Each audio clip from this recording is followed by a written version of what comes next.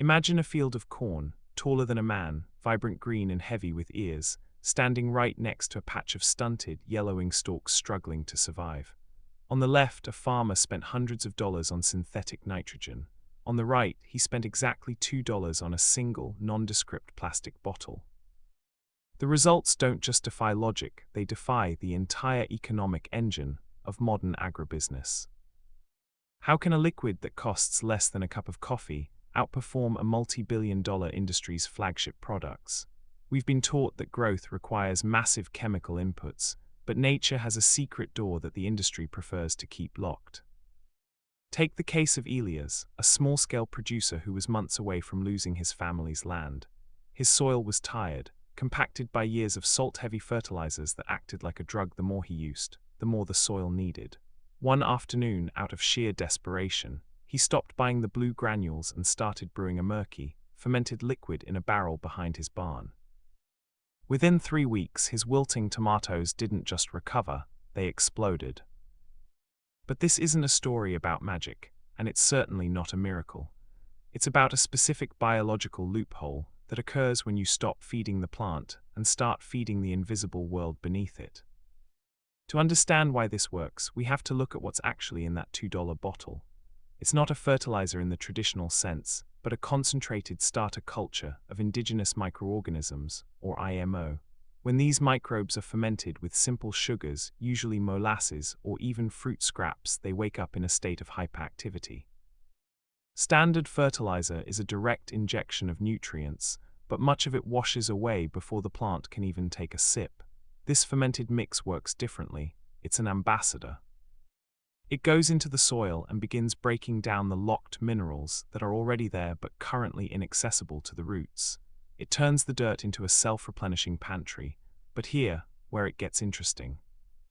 When you apply this liquid, you aren't just adding nutrients, you're changing the atmospheric pressure of the soil's ecosystem. The nitrogen-fixing bacteria in this mix begin pulling free nitrogen from the air, something synthetic fertilizers actually discourage. Why would a company sell you a product that teaches your soil how to feed itself for free? They wouldn't. The business model of agribusiness relies on input dependency. If your soil becomes healthy enough to thrive on a $2 fermented tea, the industry loses a customer for life. And that's not the full story.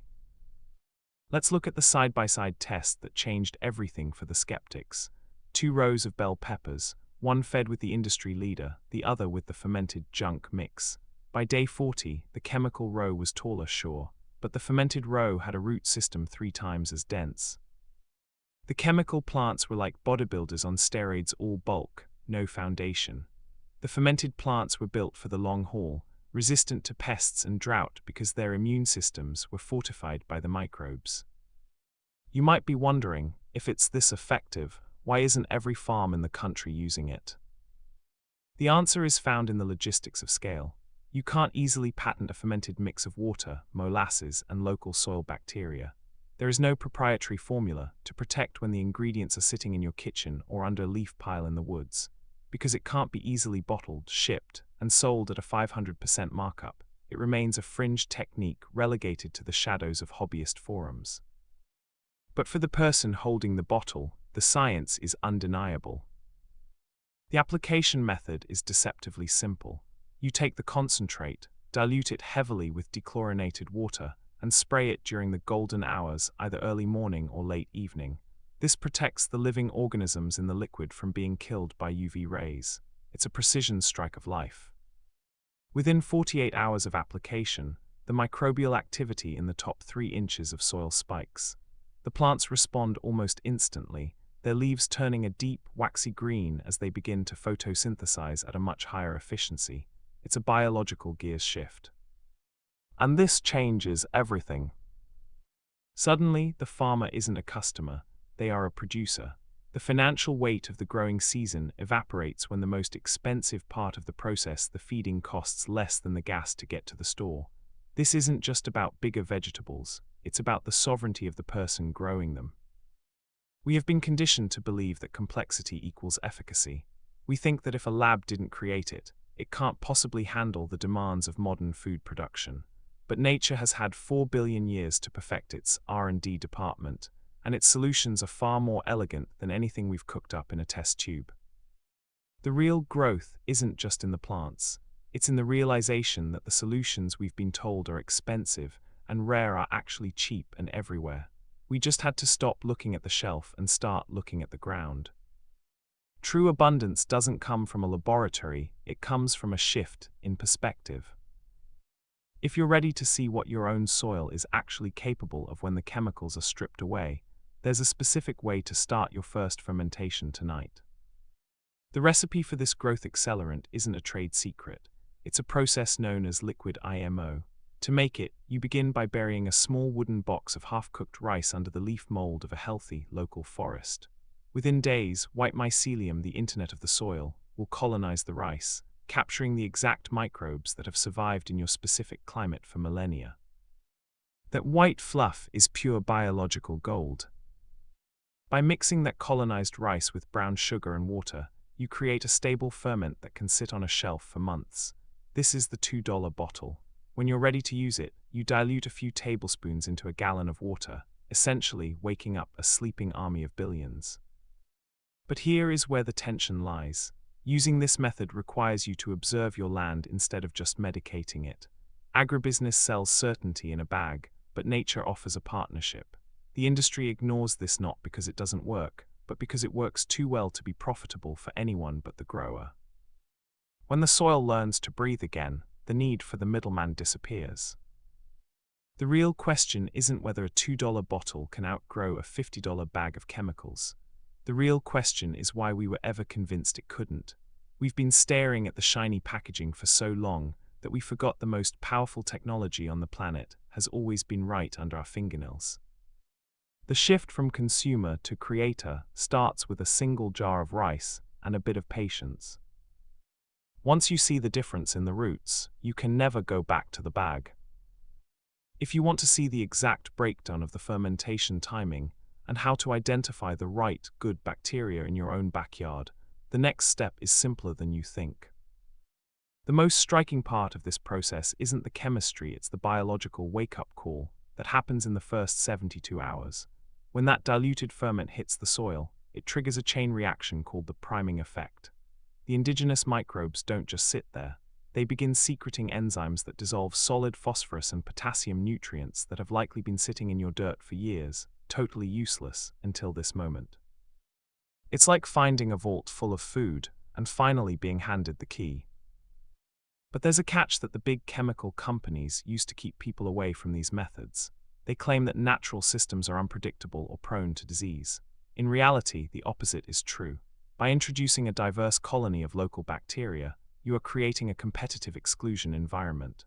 The good microbes occupy all the available space and consume all the available food, effectively starving out the pathogens that cause root rot and blight.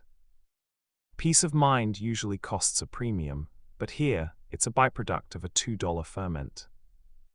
Visual, microscopic time-lapse of mycelium spreading. And this leads to the ultimate realization. We have been treating our gardens and farms like factories when we should have been treating them like kitchens. In a factory, if an input is missing, the line stops. In a kitchen, you work with the ingredients already on the counter to create something far more complex than the sum of its parts. The industry doesn't want you to know that your soil is already rich. It just needs a catalyst. As the harvest comes in, the final proof isn't just in the weight of the crop, but in its density. Plants grown through this biological lens have been shown to contain higher mineral bricks levels, meaning they are literally more nutritious and flavorful than their chemically pushed counterparts. You aren't just growing more, you're growing better. That's the hidden cost of the convenience we've been sold for decades. We traded quality and self-sufficiency for a bag of salt that slowly kills the very ground we depend on. But that cycle ends the moment you decide to experiment for yourself. The transition doesn't require a degree in microbiology or a massive capital investment. It only requires the willingness to trust a process that has been working since long before the first laboratory was built.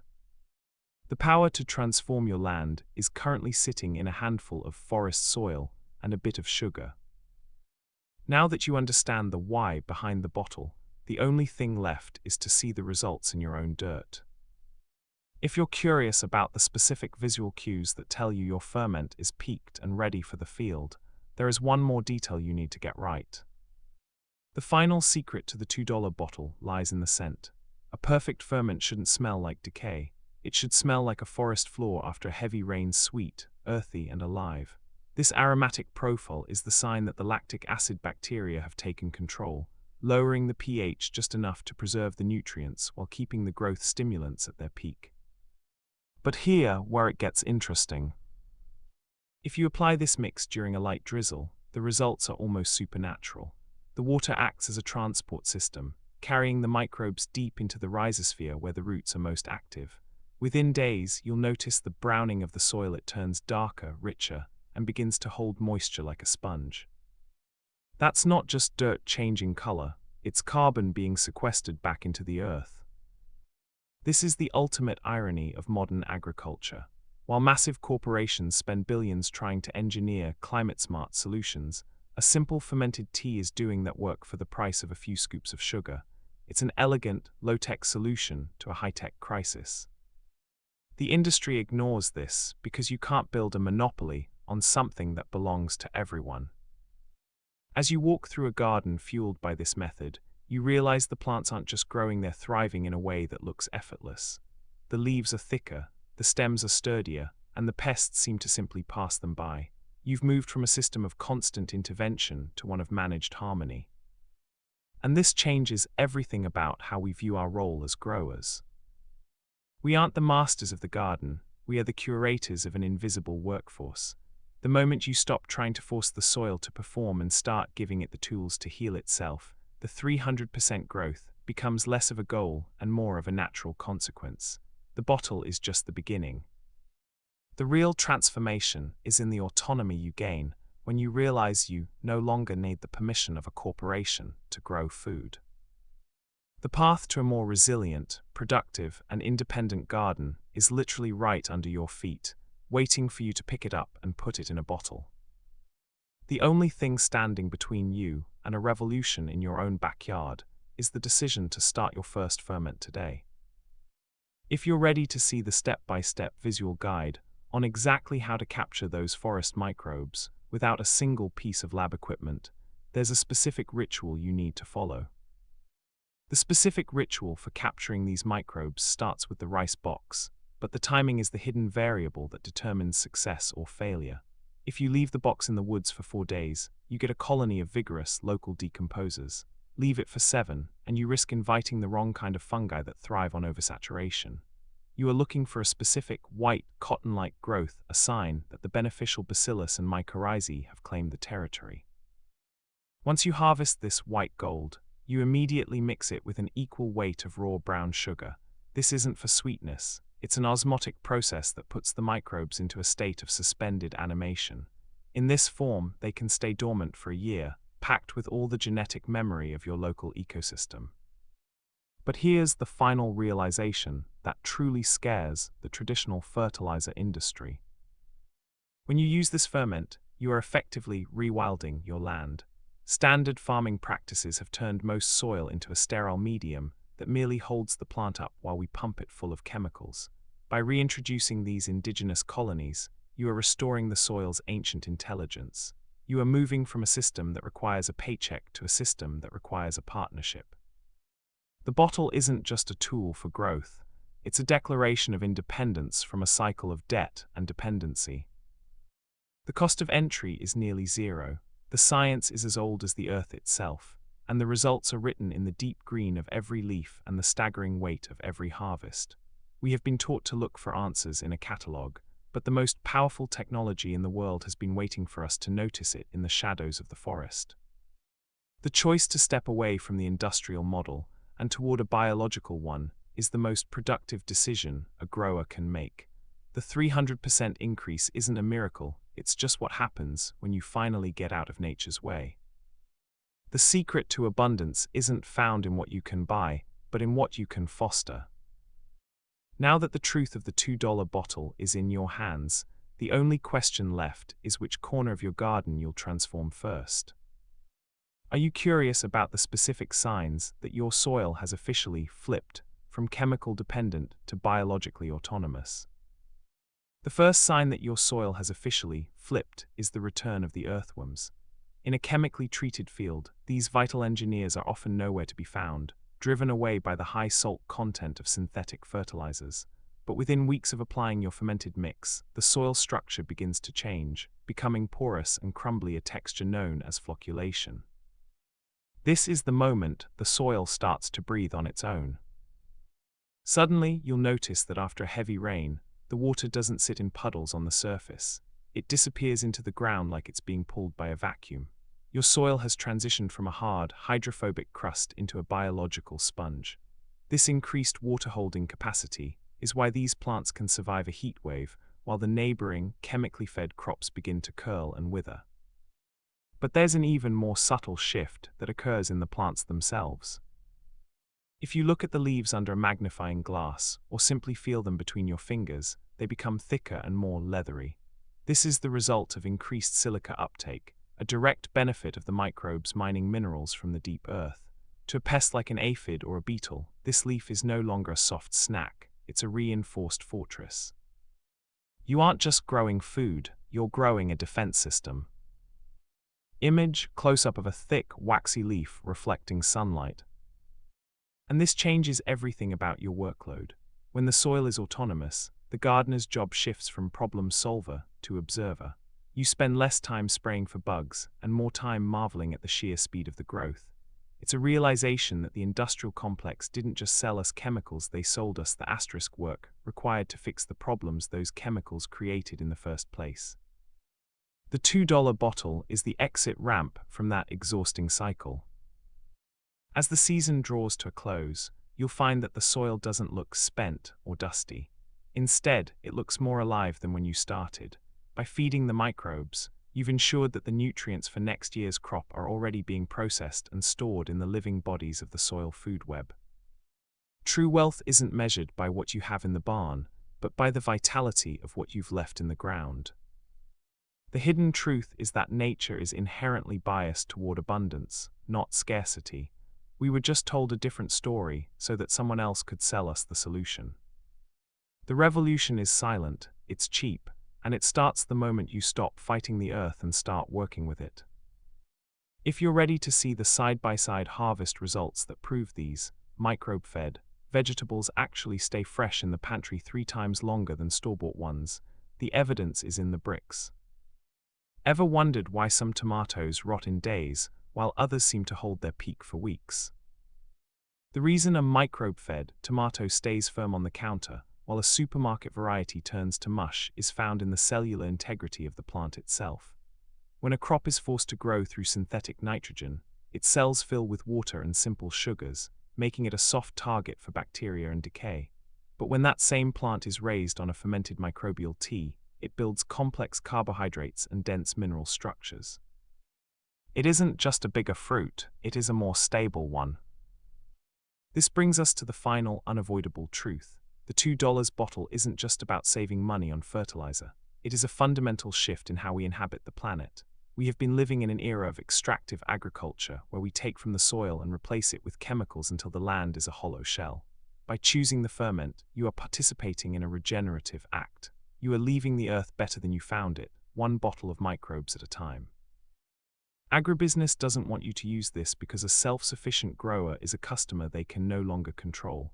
They cannot sell you the forest floor, and they cannot patent the air that your microbes use to fix nitrogen.